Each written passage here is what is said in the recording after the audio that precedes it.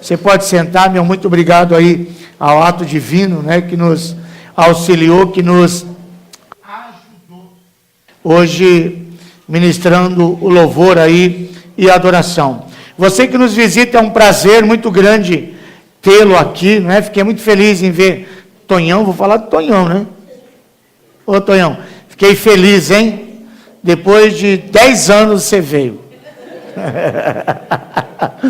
Brincadeira, o Tonhão já frequenta a célula há bastante tempo, né? Ele é um membro assíduo da célula, mas às vezes ele tem meio dificuldade de vir no domingo, né? Conta do trabalho, onde ele cuida, mas eu fiquei muito feliz em vê-lo aqui hoje. Seja muito bem-vindo, que Deus abençoe a sua vida. E quantos mais nos visitam aqui, que talvez você está aqui pela primeira vez? Só fazer um sinalzinho aí, temos um jovem, seja muito bem-vindo. Como que a gente recebe aquele que nos visitam? Sejam bem-vindos e abençoados em nome de Jesus. Amém? E aqui nós temos uma regra, tá bom? Se você gostou, fale bem, espalhe. Se não gostou, cale-se para sempre, tá bom? Não fique falando coisa ruim para os outros. Então, se você gostou, espalhe. Se você não gostou, fique quietinho, tá bom? Não fale nada. Amém? Abra sua Bíblia, por favor, lá no Salmo 22. Depois nós vamos ter ainda a apresentação das crianças, vamos ter um momento aqui. Você que veio no culto de manhã e veio no culto à noite, é a mesma mensagem, tá bom? Nós repetimos tudo. Não é porque fala assim, o pastor não sabe pregar outra mensagem, vai pregar essa de novo. Então é a mesma mensagem, é o mesmo louvor. Nós temos 2 cultos, exatamente por causa do nosso espaço aqui. Se nós tivéssemos hoje frequência de todos os nossos membros, nós não teríamos, por exemplo, espaço aqui. Eu disse pela manhã hoje, nós temos muitas pessoas que são membros, mas que estão em outros lugares, viajam. Algumas pessoas que foram para uma outra igreja, mas hoje nós temos arrolado 365 membros nós temos na igreja.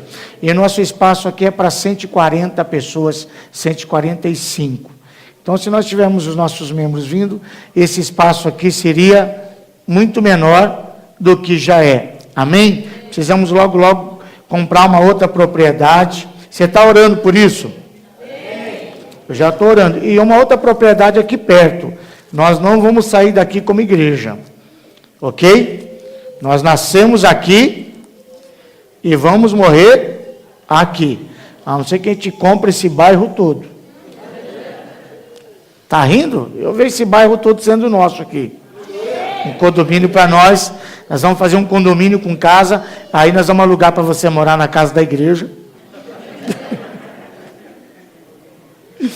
Salmo 22, abra sua Bíblia no Salmo 22, nós vamos continuar. Eu estou falando aqui aos domingos, me propondo a uma série de mensagens que fala sobre o conhecimento de Deus. A semana passada nós falamos sobre o amor de Deus. É claro que em poucos minutos aqui, não dá para descrever quem é Deus, ou falar qualquer dos seus atributos ou qualidades de Deus de uma maneira profunda. Mas nós estamos aqui, dando aqui umas pequenas pitadas, ou a intenção e o desejo do meu coração é que através dessas palavras, coisas bem simples e rápidas, gerem em você um desejo de conhecer cada vez mais a Deus. Que você tenha essa vontade, esse desejo de conhecer ao Senhor. E nós temos falado aqui de alguns atributos, que nós falamos, atributos nada mais é do que qualidade de Deus. Às vezes a gente conhece alguns e outros não. Alguns são mais falados, como onipotente, onipresente, onisciente, né? Aquele que sabe todas as coisas. Só Deus sabe todas as coisas, só Deus pode todas as coisas, e só Deus está em todos os lugares ao mesmo tempo. Nem o diabo tem essas qualidades. O diabo ele não está presente em todos os lugares ao mesmo tempo. Ele se faz presente, é diferente. Ele não está presente. O diabo não sabe de todas as coisas. Ele não sabe, por exemplo, o que você está pensando. O diabo não tem esse poder de saber os seus pensamentos. E o diabo não pode tudo. Ele pode dentro daquilo que Deus permite. Esses são os atributos ou qualidades que pertencem a Deus. E fora essas temos tantas outras que nós temos compartilhado aqui. A semana passada nós falamos do atributo de amor, de um Deus que não tem amor, mas de um Deus que é amor. E que esse amor pode ser gerado em nós, ministrado em nós, pelo poder do Espírito Santo. E hoje eu quero falar com você sobre um Deus imutável. Imutável. O que significa esta palavra? O dicionário diz que imutável é que não pode ser mudado, que não se consegue mudar, sem possibilidades de mudanças, que é permanente e constante. Nós vamos entender um pouquinho, bem rapidinho, mas sempre quando eu olho uma qualidade de Deus, um atributo de Deus, eu também entendo as dificuldades que nós temos de entendermos ou de enxergarmos Deus desta maneira. Porque a consciência que nós temos de Deus, ou o conhecimento que nós temos a respeito de Deus, vai definir a maneira como nós servimos Ele, a maneira como nós adoramos a Ele, e a maneira como fica enraizada a nossa fé nele. A maneira como eu conheço alguém, ou a consciência, ou o conhecimento que eu tenho a respeito de alguém, esse conhecimento que determina o relacionamento que eu tenho com esta pessoa, e se tratando a respeito de Deus, a maneira, ou o conhecimento, a intimidade que eu tenho com Ele, é o que define a maneira como eu vou adorá-lo, a maneira como eu sirvo, a maneira como eu sou fiel a Ele ou não. Até porque eu tenho para mim que nós temos duas maneiras de nos relacionarmos com Deus. E o livro de Jó nos ensina isso. Jó é um homem que sofreu porque era justo, perdeu seus filhos, filhas e bens, e chegou um determinado momento em que ele se coçava com um caco de telha, e a sua esposa então chegou para ele e diz assim: ainda permanece fiel a seu Deus? Amaldiçoa esse Deus e morre. Quando esta mulher diz isso, ela define uma classe de pessoas que servem ou dizem que servem a Deus. Porque ela vê o marido no estado que está. Ela vê, por exemplo, todos os seus bens indo embora. Ela vê os seus filhos sendo mortos. Qual é a razão que eu tenho para adorar um Deus? É como se esse Deus não me servisse. É um Deus de que não foi capaz de impedir a morte dos meus filhos. Não foi capaz de impedir que os meus bens fossem levados embora. Que a saúde do meu marido está em situações precárias. Para que servir a um Deus desse?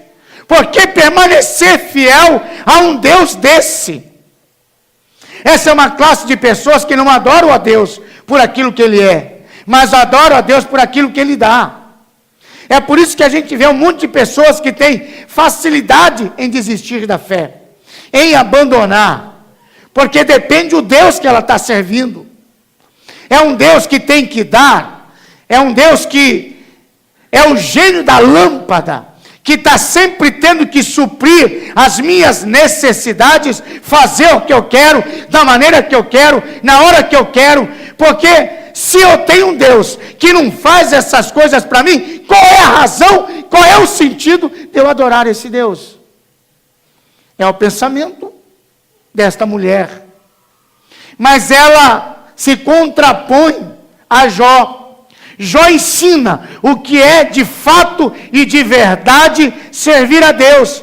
Porque quando o texto diz que ele perdeu os filhos, perdeu as filhas, perdeu os bens, a palavra de Deus diz que ele se prostrou e adorou. e disse para ela: o bem nós aceitamos, porque o mal nós não aceitamos. É alguém que tem um entendimento de quem é Deus.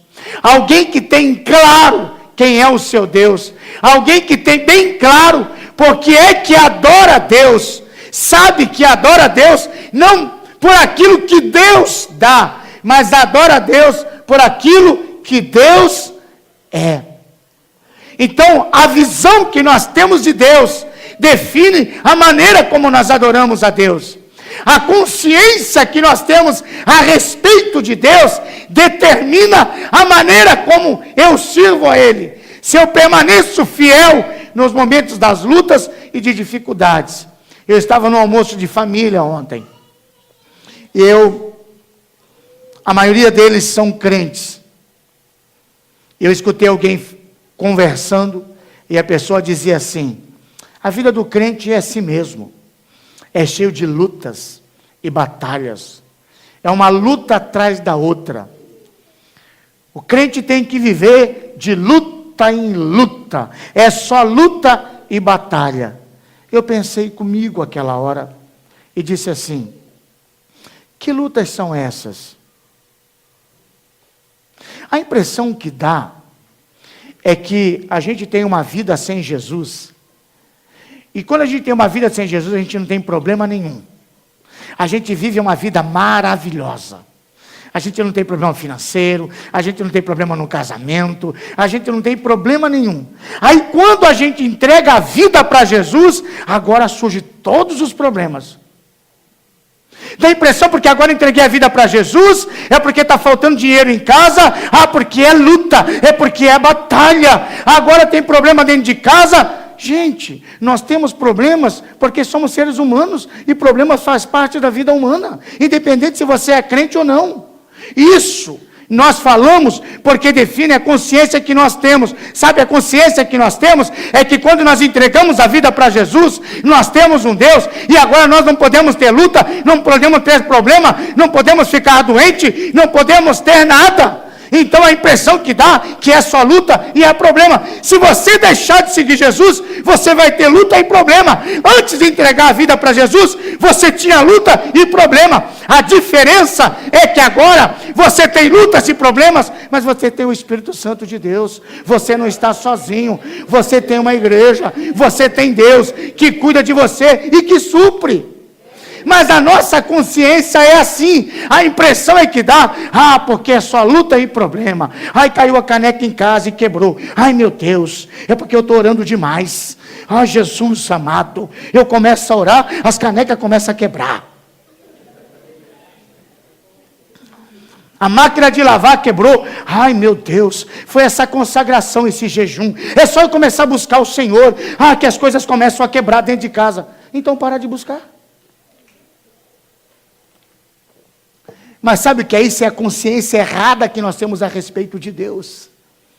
É a consciência de que nós adoramos um Deus que é um gênio da lâmpada, que agora eu entreguei a minha vida a Jesus, e que a minha vida agora tem que ficar maravilhosa, porque há um Deus que tem que suprir todas as minhas necessidades. Eu não posso agora mais passar nenhum tipo de perrengue na minha vida, eu não posso ter mais enfermidade, eu não posso ter mais problema financeiro, eu não posso ter mais problema dentro de casa, eu não posso ter luta nenhuma. Afinal, eu entreguei a minha vida a Deus, eu agora sirvo ao Senhor, e as coisas agora, os meus problemas têm que acabar. Isso não é o Deus que eu sirvo. Isso não é o evangelho que eu creio.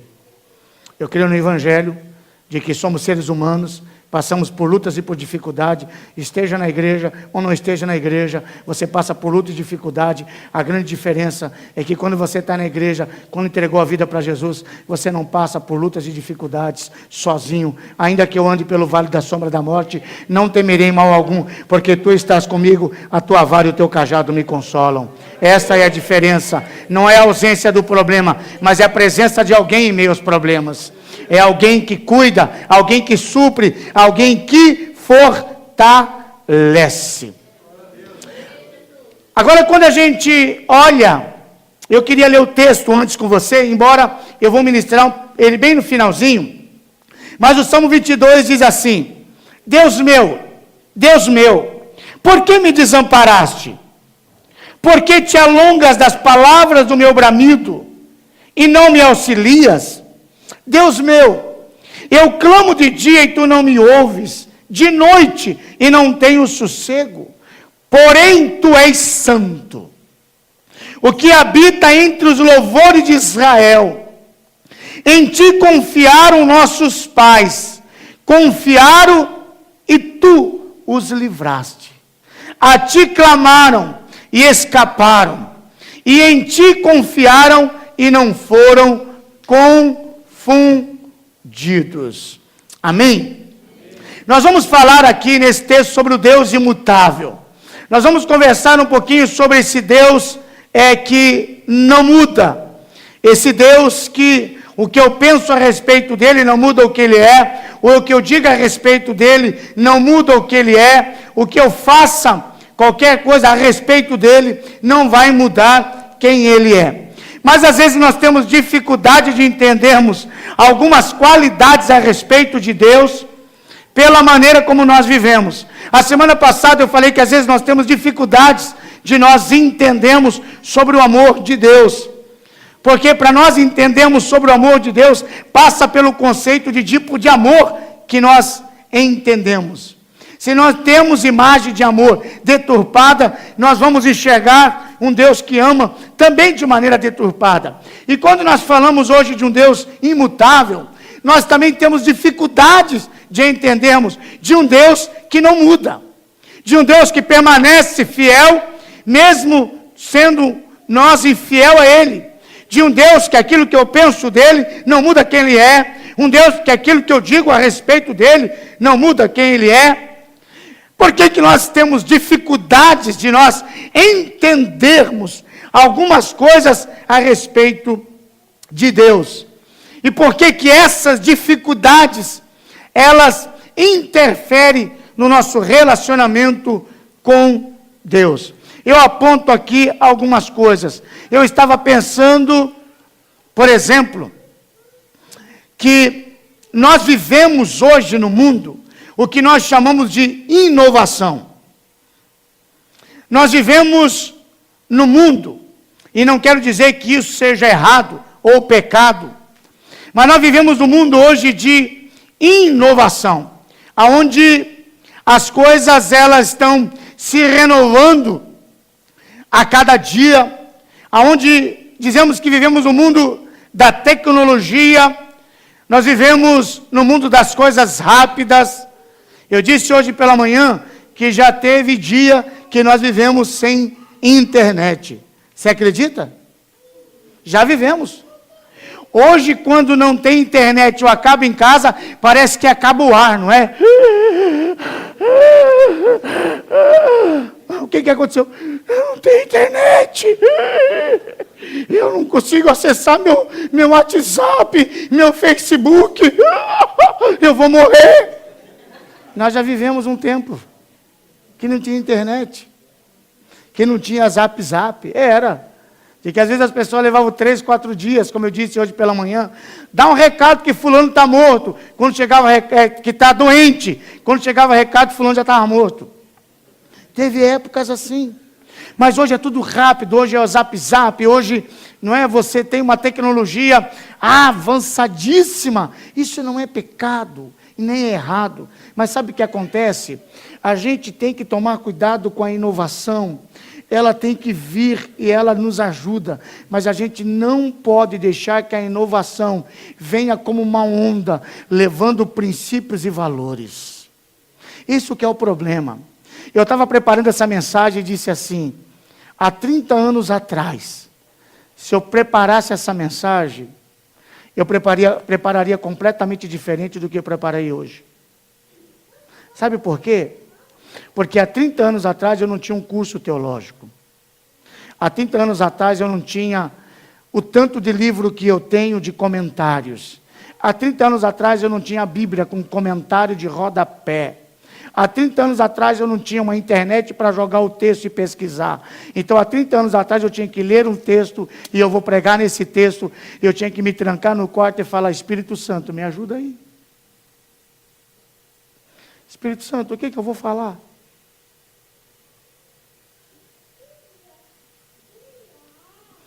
Mas hoje você pega o texto, eu quero pregar sobre isso, Primeiro, que eu tenho um conhecimento para abrir a Bíblia e entender qualquer parte da Bíblia.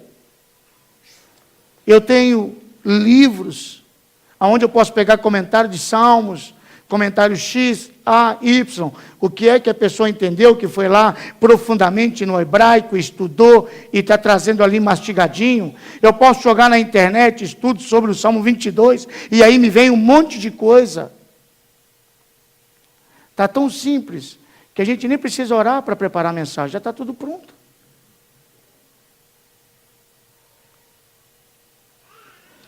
A inovação, ela é boa, mas a gente tem que tomar cuidado para que essa inovação, ela não traga uma enxurrada, aonde leve os nossos princípios e valores.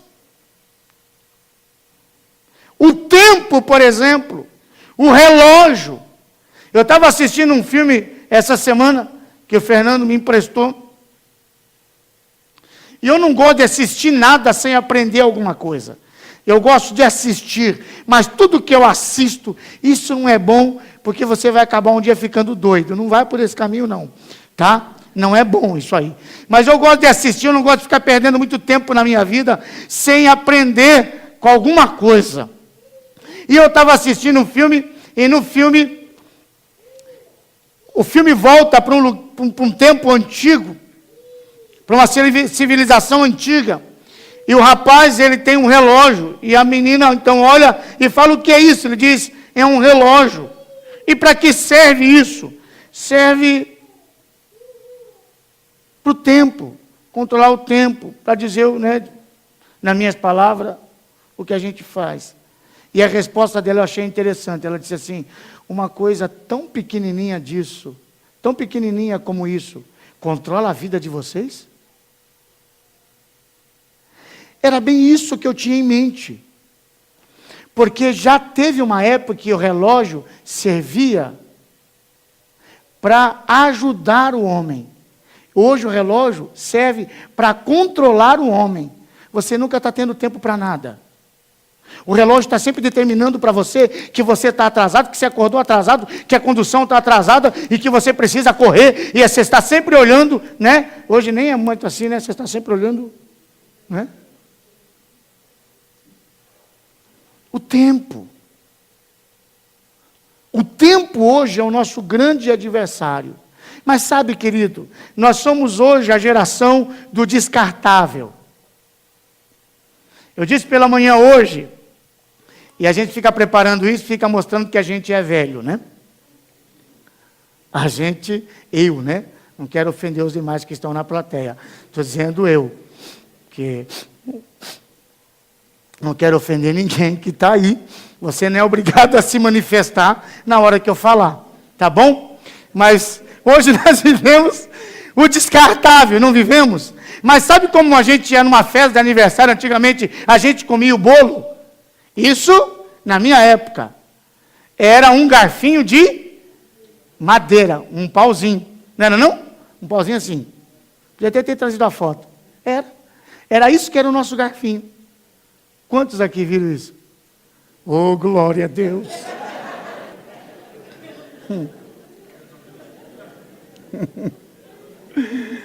Glória a Deus, tem alguns dinossauros aí na plateia, sejam bem-vindos.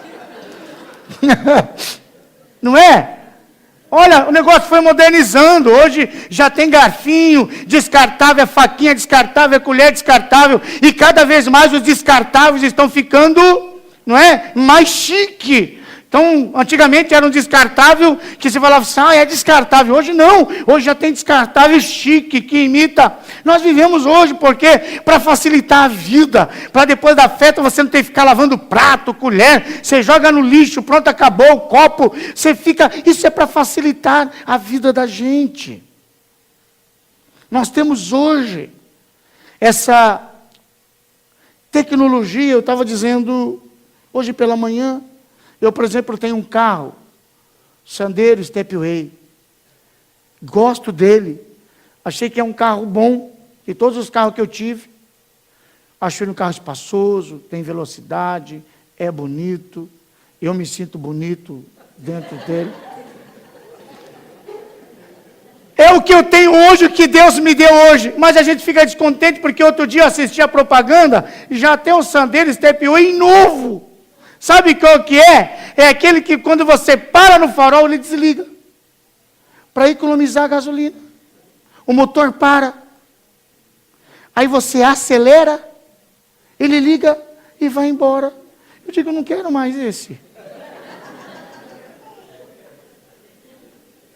Eu quero esse.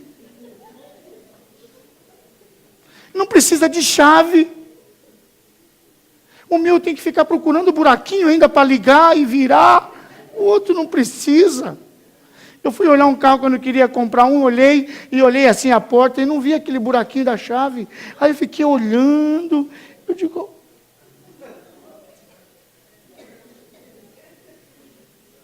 não tem, porque você tem que enfiar a chave para você abrir a porta, não é? Se você tem alarme, se abre, mas se o alarme pifar... Aí eu fiquei olhando, onde que tem um buraquinho para enfiar a chave para abrir? Mas eu fiquei na minha. Falei, não vou falar nada. Aí o vendedor veio apresentando o carro. Ele disse, aí eu acho que ele leu a minha mente, né? Ou ele percebeu que eu era caipira. Ele falou assim, aqui não tem mais, agora é aqui no controle. Pum, a porta abre.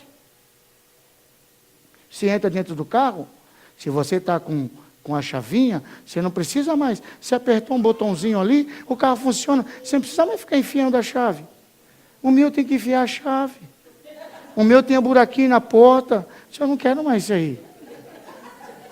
Eu quero outro.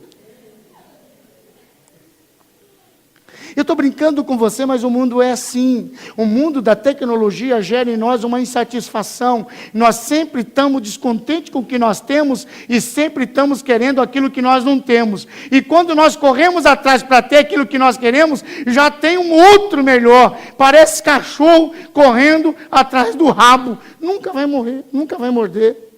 Nós somos insatisfeitos. Porque a gente tem um negócio hoje e tem outro melhor. É descartável. Né? Tenho aqui o Marx, que é marceneiro, faz móveis. Ele pode dizer isso. Os nossos móveis hoje são tudo descartáveis. Que você compra, não é? Você compra lá na Marabras, nas Casas Bahia, você tem não tem mais esse negócio de estante e tal, mas você está ali, o guarda-roupa, você tem televisão no quarto, toma cuidado, porque vai falar assim, a mulher do tempo lá fala que vai chover, as portas já começam a entortar. Eu lembro quando a mamãe comprou um jogo de quarto. Sabe o que vinha no jogo de quarto? Um guarda-roupa, 4 portas, uma cama, e vinha uma penteadeira. E 2 criados mudos, não falavam nada. Eu vou dizer uma coisa para você. Rapaz, papai e mamãe trocou aquilo ali só quando começou a aparecer outro melhor. Porque pensa um troço que durava. Só o cupim para acabar. Hoje, quantas vezes você já teve que trocar os seus móveis?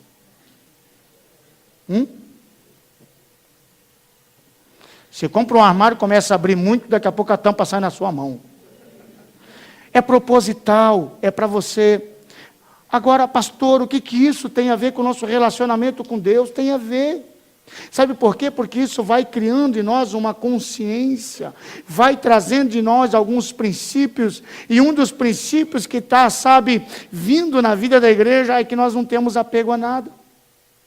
Nós temos a facilidade de abrir mão do evangelho como se nós abrimos mão de um copo descartável. Nós não temos apego, nós não lutamos pelo evangelho, nós não passamos por lutas e dificuldades, permanece ali, sabe por quê? Porque quando a luta e a dificuldade vem, a primeira coisa que você fala é assim, eu não quero mais, eu largo. Nós vemos isso nos relacionamentos, no casamento. Quando começa a luta a chegar e a batalha, o marido não está já satisfazendo como tem que satisfazer, a mulher fala, abre os olhos, porque a fila anda. Porque se você não quer e não valorizar, tem um monte aí que quer e valoriza.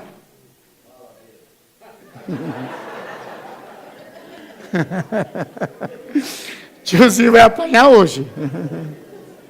Mas sabe por quê? É por isso que a gente casa, descasa, porque a gente não tem mais esse apego de lutar pela batalha e pelas dificuldades. Quando as lutas e a dificuldade vem, por que é que eu vou ficar lutando? Eu vou abrir mão, eu vou para outro, a fila anda, e vou fazer isso, eu vou fazer aquilo. É uma cultura que vem.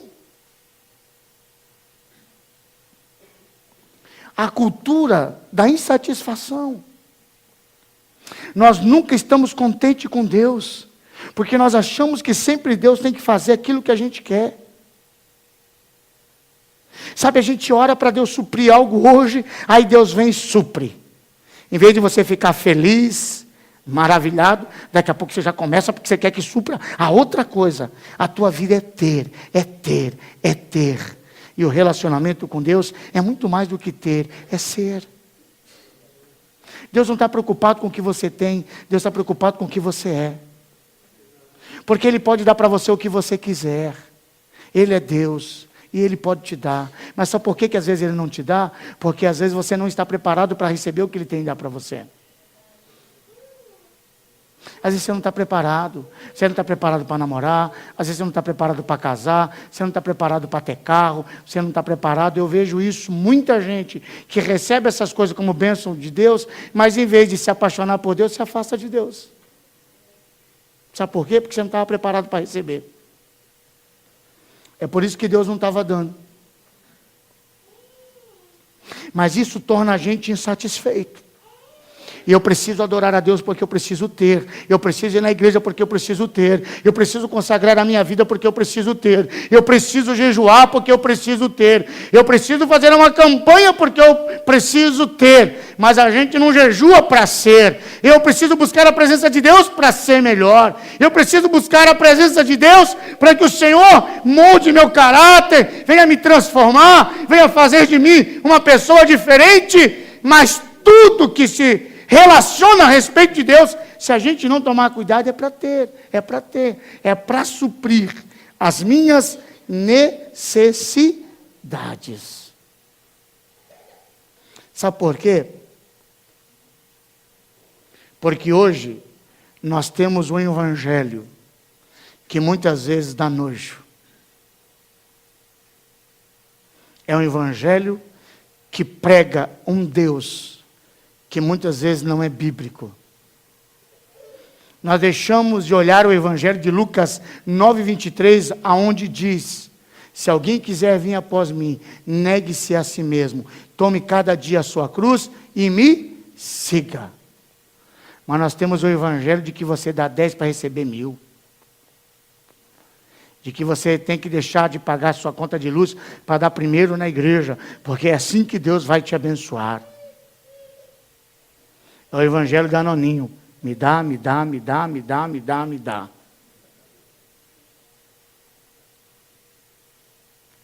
Um evangelho que não exige renúncia. É um Deus que está sentado numa cadeira como um Papai Noel e que só fica dando presente, só vai dar. Você tem que correr atrás dele para dar. Você tem que correr atrás dele para dar. Muito mais do que Ele quer te dar. Ele quer que você seja. É o Evangelho de Mateus 6,33. Mas buscai em primeiro o reino de Deus, e as demais coisas vos serão acrescentadas. Porque quando você entende isso, e intensifica seu relacionamento com Deus, existem coisas que você nem vai precisar pedir. Deleita-te no Senhor, e Ele concederá o desejo do seu coração. Tem coisas que você buscar a presença de Deus, você nem precisa pedir, porque Deus sabe o que você precisa. Deus sabe o que você necessita. O grande problema é porque às vezes nós não recebemos as coisas de Deus, porque nós não entendemos, e nós não buscamos a face de Deus, por Ele ser Deus. Nós buscamos a face dEle, porque queremos alguma coisa. Ele diz: me busque por aquilo que eu dou, me busque por aquilo que eu sou, porque automaticamente você vai ter aquilo que é sua necessidade. Deleita-te no Senhor, e Ele concederá o desejo do seu coração. O salmista, no Salmo 22, esse salmo, as pessoas consideram como um salmo messiânico, o salmo da cruz, que essa declaração, ela é bem semelhante, e esse sentimento é bem semelhante ao sentimento de Jesus, quando ele se sentiu abandonado pelo Pai, indo para a cruz, e quando ele diz, Deus meu, por que me desamparaste? Pai, por que me abandonou? Quando ele se sentiu sozinho. Mas o salmista aqui, ele está numa situação, onde ele clama ao Senhor. Eu já vivi momentos como este. Eu já vivi momento em que eu também clamei ao Senhor. A impressão que o céu se fecha. A impressão que a sua voz parece que não é ouvida. A sua oração parece que não sobe do teto. Talvez você já viveu um momento assim. Ou talvez você entrou e sentou nessa cadeira hoje e está vivendo um momento assim. É bem provável que quando lê o texto, você diz, são minhas palavras. Deus meu, por que me desamparaste? Clamo de dia, não me ouves. Clamo de noite, não me ouves. Eu sinto o Senhor tão distante de mim. O salmista aqui não nega o seu sentimento. O salmista, ele é bem sincero naquilo que ele está sentindo. E ele expressa do fundo do coração aquilo que ele está sentindo.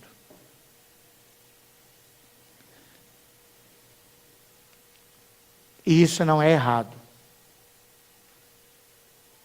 Isso não é errado. Eu já disse para vocês aqui uma vez, quando eu atendi uma mulher, que ela tinha perdido o filho de uma maneira trágica, por algo que ele procurou. E quando eu comecei a conversar com ela, eu pude ver nos olhos dela que ela estava com raiva de Deus. Ela culpava Deus. Eu disse para ela, esse problema é entre a senhora e Deus. Vá para o teu quarto, leve uns 10 ou 15 pratos, ou qualquer coisa que possa quebrar, tranque a porta, e certe na cabeça de Deus.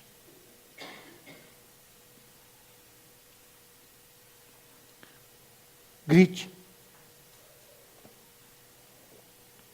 Pegue o prato e diga para ele, eu não aceito o que o Senhor fez, e meta o prato na parede. Expresse o sentimento do seu coração. Sabe por quê?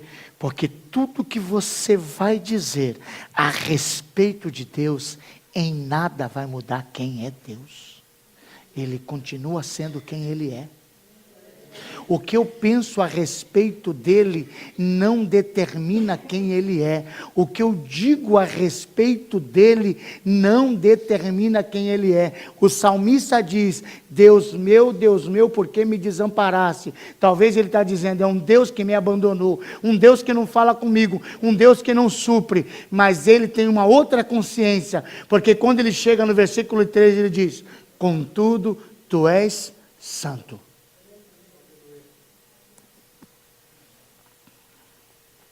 Ele não nega a sua realidade, ele não nega os seus sentimentos, ele desabafa diante do Senhor, mas contudo, ele tem uma consciência clara de quem é o Deus. Ele diz, contudo, tu és santo.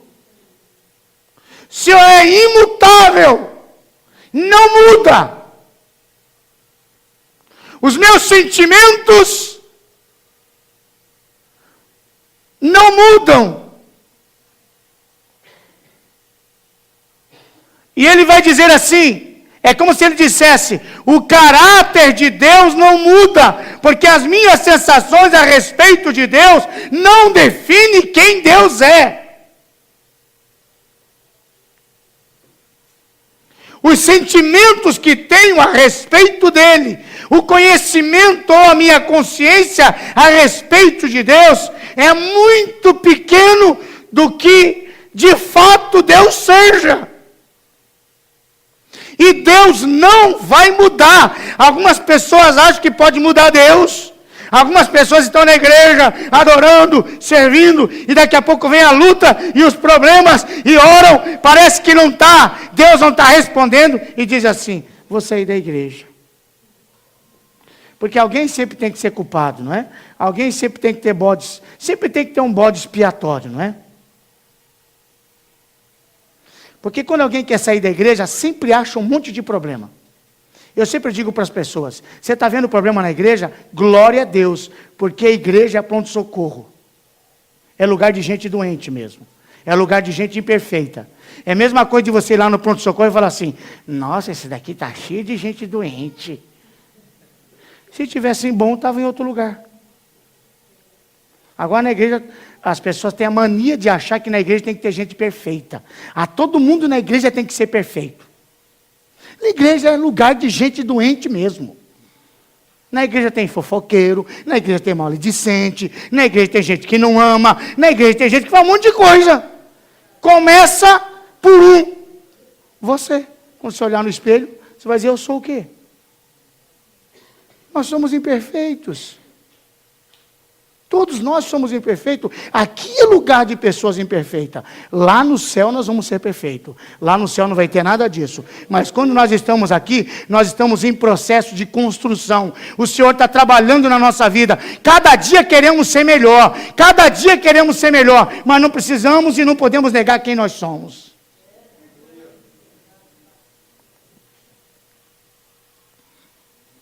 O caráter de Deus não muda.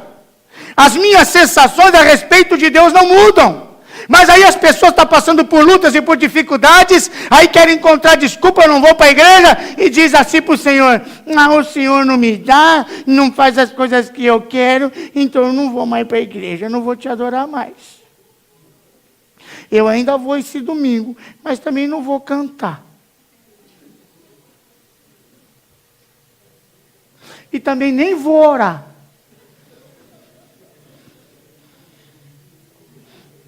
E domingo que vem, eu nem vou, hein? E estou falando sério. Vou dizer uma coisa para você: você não sabe o que acontece no céu. Deus fica com tanto medo, que Deus começa a correr no céu e dizendo: anjos, anjos, pelo amor de Deus, aonde está a bênção daquela pessoa? Oh meu Deus do céu, cadê o anjo de flash? Cadê o anjo de flash? Vai logo, anjo!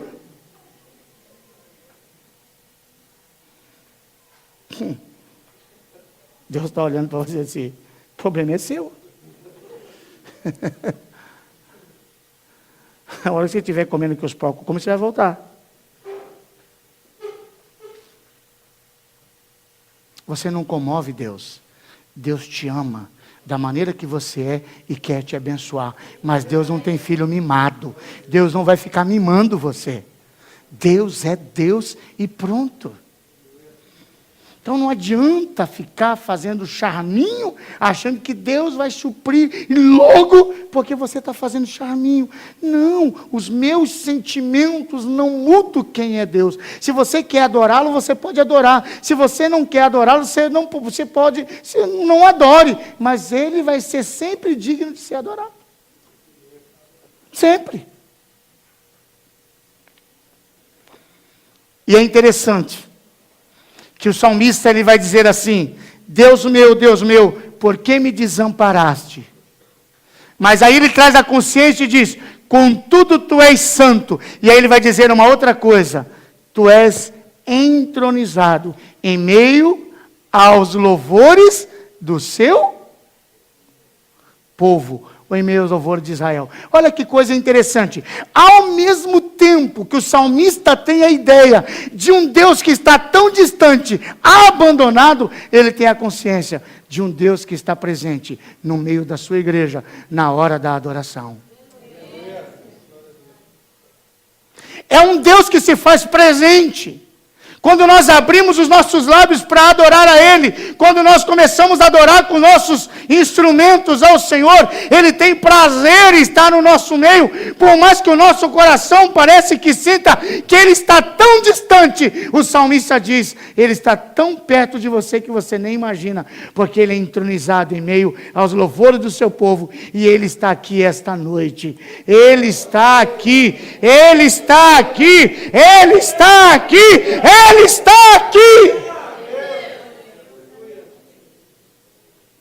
presente, no nosso meio, manifestando o poder e a glória dEle sobre a sua vida. Você que entrou doente pode sair curado, você que entrou triste pode sair alegre, você que entrou com qualquer circunstância, porque Ele está aqui e tem o prazer de abençoar você. Depende do teu coração. Porque Ele está aqui. Ele está presente aqui. Eu não preciso senti-lo, eu não preciso vê-lo, e nem preciso tocá-lo. Eu apenas preciso crer, porque Ele disse, onde tiver 2 ou 3 pessoas reunidas no meu nome, ali eu estarei no meio delas, e Ele está aqui. E Ele está aqui, presente, neste lugar. E eu quero encerrar. Porque o salmista, lá no versículo 5, versículo 4 e 5, ele vai dizer, em ti confiaram os nossos pais, confiaram e tu os livraste. Em ti clamaram, a ti clamaram, em ti confiaram, e não foram confundidos. O salmista, ele recorre à história de Deus. Eu estava preparando essa mensagem e eu olhei para a Bíblia. Eu disse comigo mesmo, nós temos um privilégio, que os homens que estão aqui relatado a sua história não tiveram. Sabe que privilégio que eu tenho? Eu tenho o privilégio, por exemplo, de olhar a história de Davi, de ver começo, meio e fim. Como foi Davi, como foi seu comportamento, mas como Deus agiu. Por que que demorou? Por que que fez da maneira que fez? Porque está registrado aqui. Ele não teve isso. Ele viveu. Quando eu olho José, eu percebo que Deus deu um sonho para ele. Ele teve que ser traído pelos irmãos, depois ele foi vendido, depois ele foi lá. Eu consigo entender que passaram 13 anos na história dele, mas eu consigo entender começo, meio e fim. Ele não teve esse privilégio, ele simplesmente viveu. E a palavra de Deus é onde nós recorremos para sabermos a história do Deus que nós servimos. Esta história de como é que ele agiu, por que é que ele agiu, por que é que demorou, qual era o propósito das coisas que estavam acontecendo. Como Pedro e Estevão, por exemplo. Pedro foi pego pelas autoridades da época, pelos líderes que não concordavam com a sua pregação, levaram para o cárcere e falaram, amanhã pela manhã nós cortamos a cabeça dele, nós vamos matá-lo.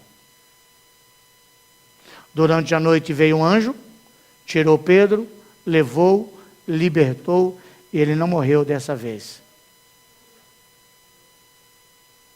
Mas nós temos Estevão, que talvez foi pego pelos mesmos líderes religiosos, talvez passou pela mesma situação que Pedro, foi levado, foi apedrejado e foi morto. Qual é a diferença? É porque um é mais santo do que o outro? Porque um orou mais do que o outro?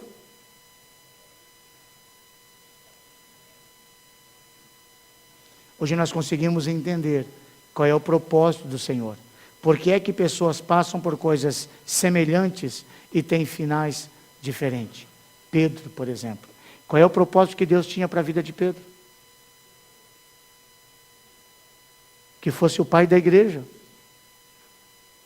que fosse o discípulo ali, precursor do Evangelho, daquilo que Jesus tinha ensinado, pela experiência que ele viveu.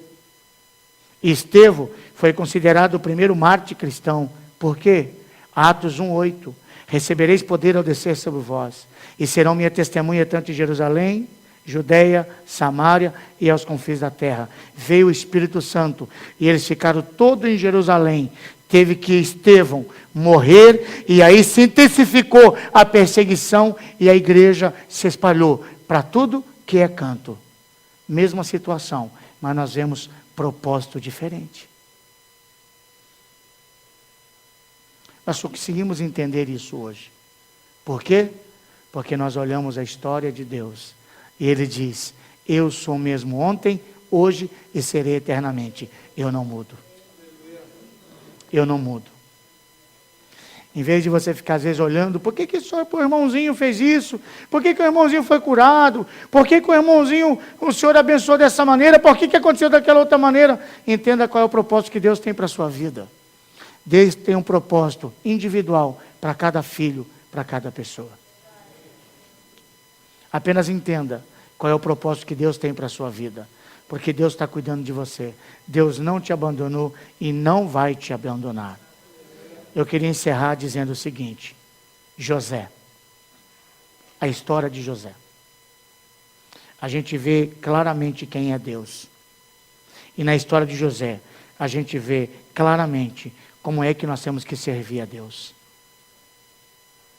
José teve um sonho.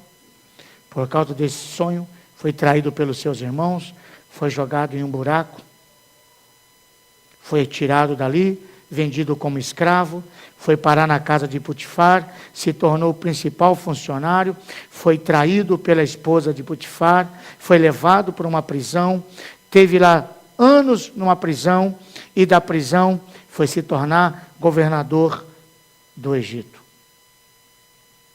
Parece uma história bonita, mas foram 13 anos. E aí nós vemos duas coisas. Primeiro, quando José estava em cima, ele era fiel a Deus.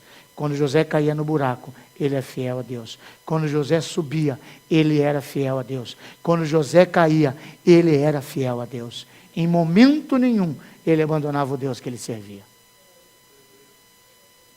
Uma outra coisa mais linda. Quando José estava aqui, Deus estava com ele. Quando José descia, Deus estava com ele. Quando José subia, Deus estava com ele. Quando José caía de novo, Deus estava com ele. Deus jamais abandonou José, mas José jamais abandonou a Deus. Assim deve ser a nossa atitude. Assim nós temos que entender que Deus não muda conforme a circunstância, assim como nós temos que viver firme a todas as circunstâncias, entendendo que nós servimos e adoramos um Deus imutável, em nome do Senhor Jesus. Amém? Glória a Deus. Nós vamos adorá-lo agora. Eu queria que você aplaudisse Ele num ato de adoração. Adora Ele.